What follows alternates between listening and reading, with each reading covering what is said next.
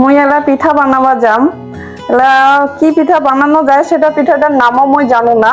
তো হঠাৎ মনে পড়লে যে এরকম একটা এই ধরনের পিঠা বানানো যায়। তো স্বাদ মুই হচ্ছে প্রথমে আটা দিনু, আটা দেওয়ার পরে ডিম একটা, ডিমটা ভাঙে দিনু। এরপরে ডিম, স্বাদ মতো চিনি, তোমরা যেমন হচ্ছে চিনির পরিমাণ মতো খাওয়া পারেন তেমন দিবেন। দিয়ে দিনু পরিমাণ মতো চিনি। এরপর দিয়া দিম স্বাদ মতো নুন।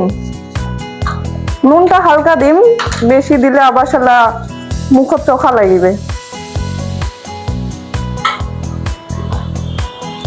দিয়ে দিনু নুন। এরপর দিয়ে দিম পরিমাণ মতো পানি।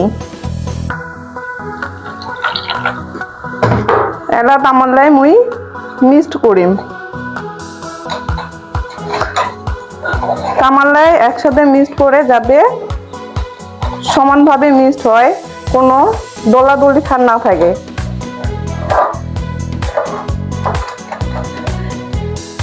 আরো পানি দিয়ে দেখু, পানি হয়নি, আর একটু পানি দিম।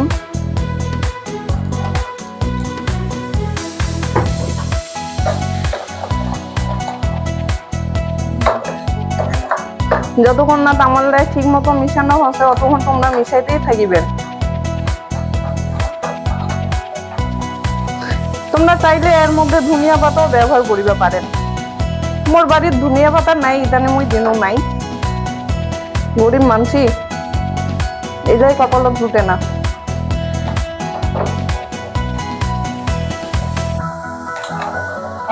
আরো মিশাবেন। ডিমটা ভালো করে মিশাবা লাগিবে। মুই তো তোমার সামনে বানাই দেখিনু যে এটা কেঙ্গুরে তৈরি করছো, তার মানে দেখিলেন তো মুই এলা এটা তেল দিয়া ভাজি। দেখো তোমরা যে কেঙ্গুরে তেল দিয়া ভাজিবা লাগে। তো কড়াইটা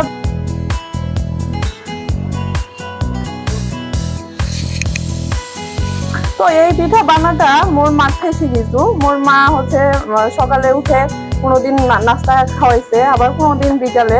তো এই রেসিপিটা হচ্ছে মোর মার থেকে শিখিছু।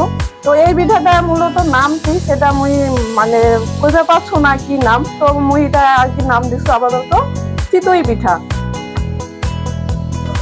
তো তেলটা হচ্ছে গরম হইলে মুই উঠে ঢালি দিম। তো মুই এলা ইঠান কিলো কুনি দিয়ে দিম। দেখো তোমরা কেন করে দিবা লাগে।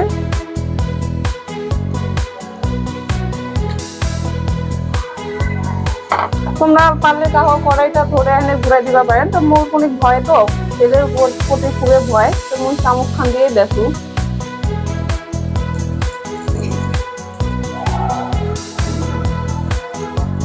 সুন্দর গোল হবে, গোল করে আবার শোনার চেষ্টা করছো আর কি। দেখা যাক কি হয়।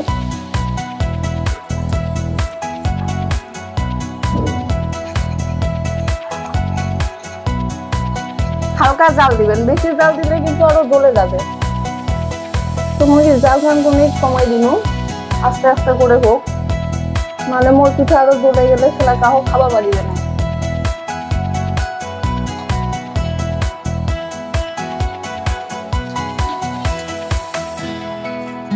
জালটা বেশি হয়ে গেছে, কোন পোড়া পোড়া লাগিয়েছে। আচ্ছা সমস্যা নাই, বাড়িতে আমরাই খাম।